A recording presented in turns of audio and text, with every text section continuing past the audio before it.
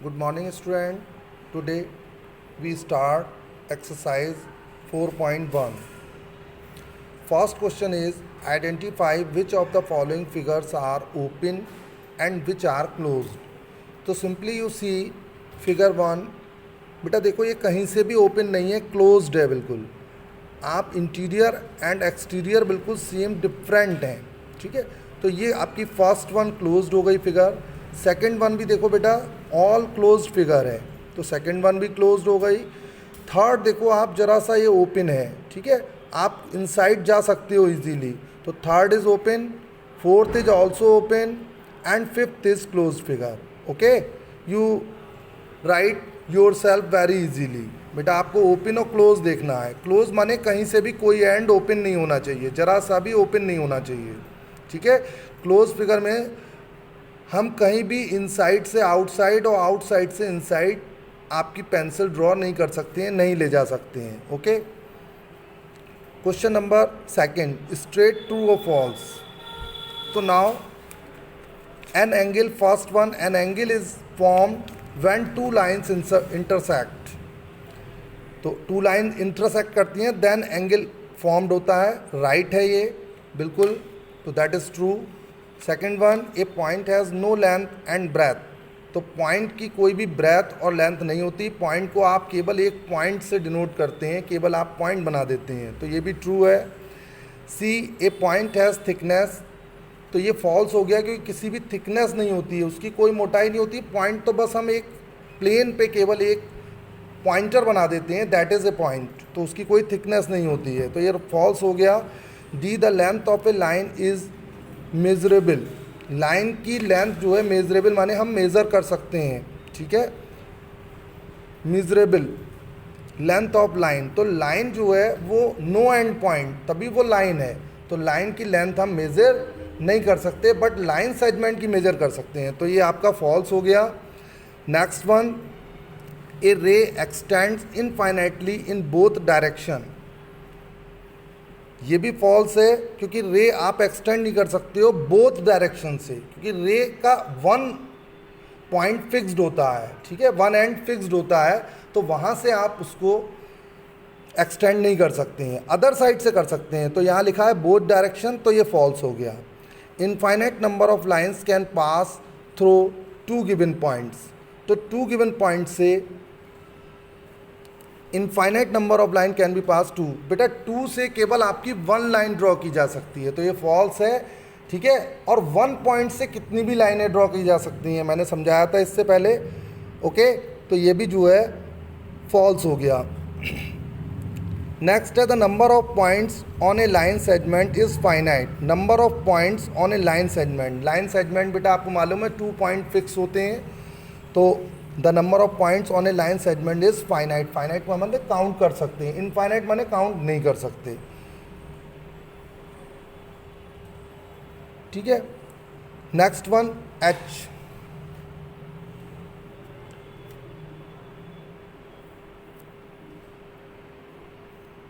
Next one है H, तो ये फॉल्स हो गया. एच है two points in a plane determined a unique line segment. ठीक है, 2 पॉइंट से केवल आप वन लाइन सेगमेंट जो है आप ड्रॉ कर सकते हो, तो ये आपका ट्रू हो गया. नेक्स्ट वन, आई, ए ट्राइंगल में हैव 4 वर्टेसेस. बेटा ट्राइंगल में आपको मालूम है 3 लाइन सेगमेंट होती हैं और आपके 3 वर्टेसेस होती हैं. यहाँ पर कह रहे हैं 4 वर्टेसेस होंगी, तो ये फॉल्स हो गया. Next one, J, the interior of A triangle includes its vertices. Interior of A triangle includes its vertices. तो इंटीरियर में नहीं, ना तो इंटीरियर में होती हैं और ना एक्सटीरियर में होती हैं vertices. Vertices on the triangle, line of the triangle होती हैं, जहाँ पर इंटरसेक्शन होता है. ओके, तो दैट इज़, ये भी क्या हो गया, फॉल्स हो गया. And last one, a triangle region includes its vertices. तो ट्राइंगल रीजन जो है इंक्लूड इट्स वर्टेसेस, तो ट्राइंगल रीजन में वर्टेसेस इंक्लूड होती हैं. ये ट्रू है क्योंकि ट्राइंगल रीजन में ही वर्टेसेस होती हैं. Next question 3, take any 5 points. आपको 5 पॉइंट टेक करने, A B C D E, in a such a way that no 3 points are collinear. कोई भी 3 पॉइंट्स कोलिनियर माने एक ही लाइन में ना हो. ठीक है, सारे पॉइंट्स अलग अलग लाइन में हों. ठीक है, एंड ज्वाइन दैम, उनको ज्वाइन करेंगे and answer the following answer देंगे। How many lines can be drawn joining 2 points at a time.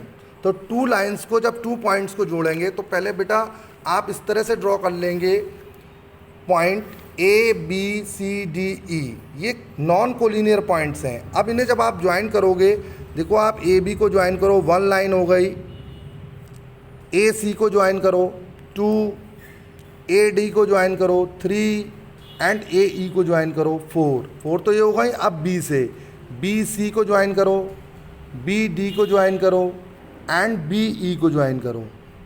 Next C D को ज्वाइन करो, सी ई को ज्वाइन करो एंड देन डी ई को ज्वाइन कर लो। अब आप टोटल लाइन काउंट कर लो, ठीक है। 1 2 3 4 5 6 7 8 9 एंड 1 10। तो टोटल लाइन कितनी हो गई? 10। आप काउंट करके राइट कर देंगे 10। नेक्स्ट आपका क्वेश्चन है, इसी का पार्ट है, how many of these line passes through a से कितनी पास हो रही हैं। तो आप काउंट कर लो 1 2 3 4, ए से भी 4 हो रही हैं। सेम अगर आप डी से कहोगे तो डी से भी 4 है। नेक्स्ट क्वेश्चन है, आप डी पासिंग थ्रू डी से भी काउंट करो 1 2 3 4। तो ऑल पॉइंट से 4 4 लाइन क्रॉस करेंगी। तो बी एंड सी हो गया।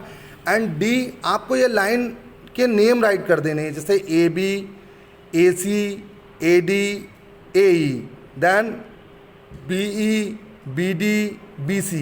अब हम बी ए काउंट नहीं करेंगे क्योंकि हम ए बी काउंट कर चुके हैं। जो 1 टाइम काउंट कर चुके हैं वो अगेन हम काउंटिंग में नहीं लेंगे। नेक्स्ट सी ए काउंट कर चुके हैं तो हम लेंगे C E and C D. Okay, next आपका हो गया डी बी काउंट हो चुकी है तो डी ई। टोटल आपकी 10 आएंगी, 10 आप राइट कर दोगे। ओके बेटा, सिंपल आपको राइट करना है। Next question, with the help of figure determine the minimum number of point of intersection. तो बेटा minimum point of intersection of 3 lines.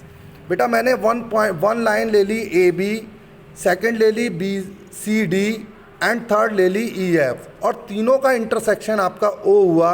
तो इसका मतलब मिनिमम इंटरसेक्शन पॉइंट अगर 3 लाइन्स हैं तो उनका इंटरसेक्शन पॉइंट होगा 1 मिनिमम।